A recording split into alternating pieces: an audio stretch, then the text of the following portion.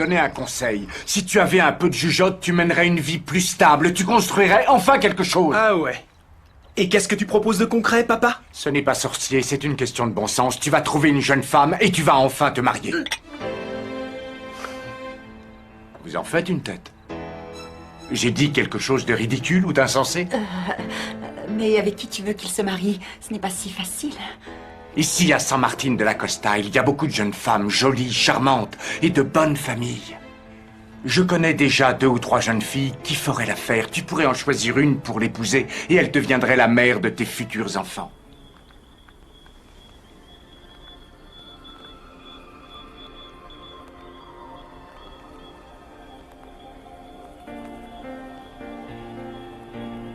Tu es belle. Belle. Je me sens si bien, sa capuce. Tu te souviens du jeune homme qui m'a défendu? C'est vrai, on ne s'est pas vu très longtemps. Mais il m'a dit que j'étais belle. Ah. J'aimerais qu'on me dise tous les jours que je suis belle, ça fait du bien. Ah. Tous les jours. Elle a la grosse tête, ma parole. Belle. C'est nouveau pour moi, je n'ai pas l'habitude. C'est la première fois qu'un beau garçon me fait des compliments et me trouve jolie. Et ça y est, elle remet ça. Belle. Alors, Sergio, que penses-tu de ma proposition? Tu n'as pas dit un seul mot. Je n'ai pas envie de faire de commentaires. Je préfère éviter les querelles, papa. Mon amour, je doute fort qu'il trouve une jeune fille à son goût dans un village aussi ennuyeux. Nous le connaissons bien. Je parie qu'il préférerait une fille d'Acapulco ou de la capitale.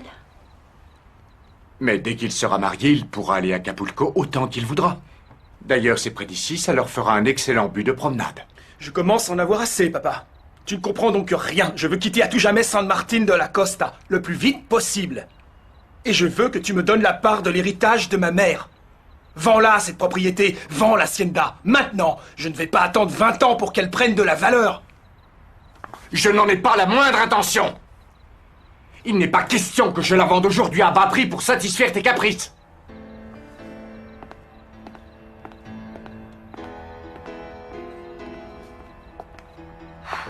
Pourquoi fais-tu souffrir ton père, Sergio?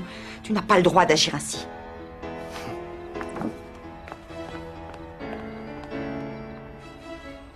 Bon, je vais m'en aller, mais j'ai un petit conseil à te donner. Ne commence pas à me faire la morale. Je sais bien que c'est facile à dire, mais contrôle tes réactions. Écoute, quand ton mari a conseillé à Sergio de se marier, tu as fait une drôle de tête, tu sais. À te voir, tout le monde pouvait deviner que l'idée que Sergio se marie ne te plaît pas du tout. Monica, je te l'ai déjà dit, le fait que tu sois ma meilleure amie ne te permet Fais bien pas... attention, Angelica. Si tu continues, ton mari va finir par deviner que tu es amoureuse de son fils.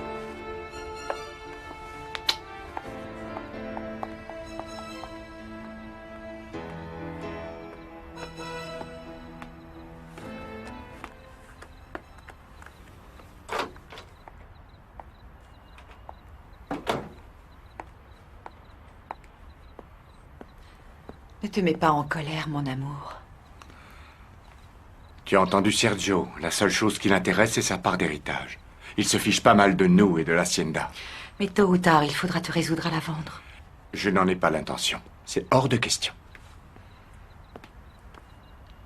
Angelica, il va falloir que tu m'aides. Que je t'aide? Où veux-tu en venir, Renato? Tu vas lui parler. Aide-moi à le convaincre de se marier, il t'écoutera. Tu sais bien que ton fils ne m'a jamais porté dans son cœur. Tu n'as pas envie qu'il se marie, on dirait. Pourquoi dis-tu ça? J'ai bien vu la tête que tu faisais à table quand je lui en ai parlé. Oui, tu as raison, Renato. Je n'ai aucune envie de le voir se marier.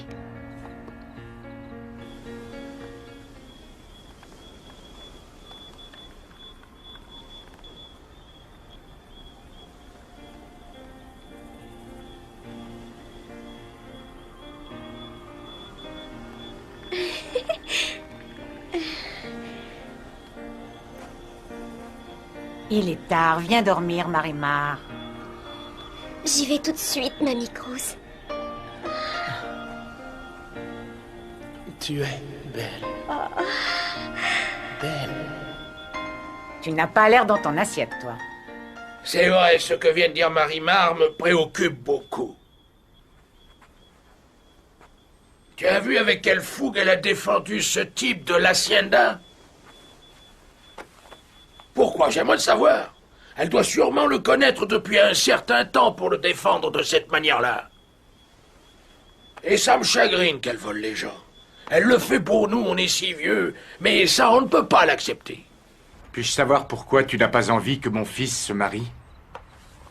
Il s'installerait avec sa femme ici et j'ai terriblement peur qu'au fil du temps, elle se mette à tout contrôler. Je crains qu'elle prenne ma place et qu'elle devienne la maîtresse de maison. Voilà ce qui me tracasse.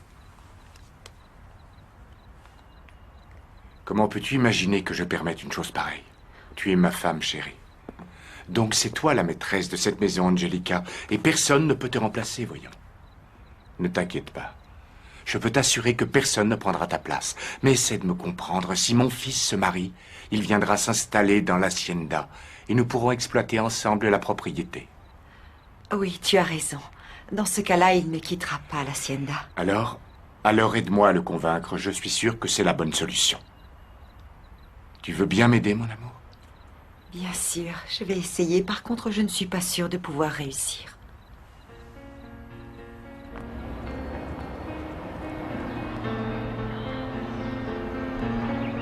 Tu comptes aller au bureau, Gustavo? Non, ma tante, je n'irai pas aujourd'hui.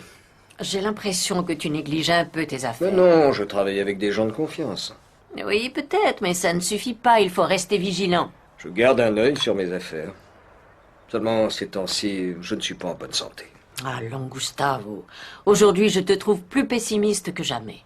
Et je te signale qu'hier, tu étais censé rappeler ton mandataire, le fameux Roberto Pilastre, et tu ne l'as pas fait. Ah oui, je vais le faire, je vais l'appeler. Ne t'inquiète pas. Si seulement tes affaires étaient administrées par quelqu'un de la famille. La famille? Je n'ai que toi. Tu oublies quelqu'un, Gustavo. Ma filleule. Brenda? Elle fait partie de la famille et elle nous aime beaucoup. Ah oui, tu parles. Brenda et son mari German, c'est fou ce qui s'occupe de nous. En effet, German, pas trop. Mais tu sais très bien que Brenda n'hésiterait pas à venir tout de suite si nous avions besoin d'elle. Je ne sais pas, je n'ai pas très confiance en cette petite. Mon légataire, celui qui prendra en charge toutes mes affaires, ce sera une femme, oui. Mais pas Brenda. Une autre. Mais si ta fille est vivante, à mon avis, elle n'a sûrement pas été élevée comme nous et elle n'a pas fait d'études. Sait-on jamais. De toute manière, je pourrais l'éduquer, l'initier aux affaires pour que, le jour de ma mort, elle puisse prendre ma place. C'est possible, j'en suis sûr. Tenez, c'est pour vous, monsieur. Merci, Corazon. Sergio, est-ce que je peux te parler? Si tu veux. Tu n'as pas l'air content? Pourquoi ne le serais-je pas? Parce que tu t'es disputé avec ton père. J'ai déjà oublié ce qu'on a dit. Je pense que ton père a tout à fait raison. Tu devrais te marier, Sergio. Tu peux trouver une jeune fille de bonne famille et t'installer ici.